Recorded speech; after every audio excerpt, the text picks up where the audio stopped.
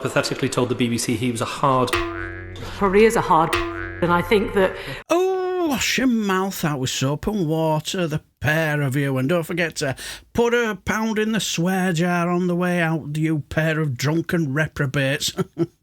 On the 9th of July 2025, the Minister of Justice Sarah Sackman was taking questions on the proposed restrictions on trial by jury when Tory Nick Timothy turned the air blue.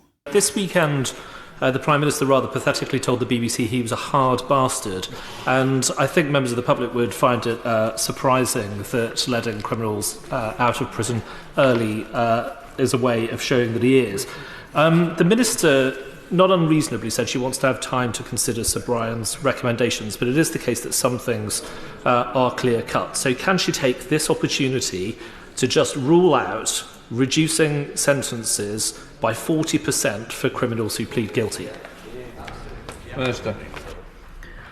Well, I think the Prime Minister probably is a hard bastard, and I think that we are tough on this side of the House on law and order. It's why we would never allow what the party opposite allowed to happen, which is running our prisons to the brink of collapse, because it's that.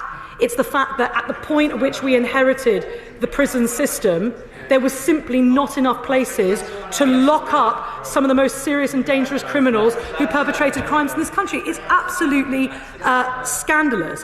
What we're going to do, as he rightly points out, is do the serious business of developing policy and of government. And so we are going to consider the detailed policy recommendations. Of course, we've got to consider how they interact with David Gauke's recommendations. It's got to be knitted together. It's got to be appropriate to deliver swifter justice for victims and to protect the public.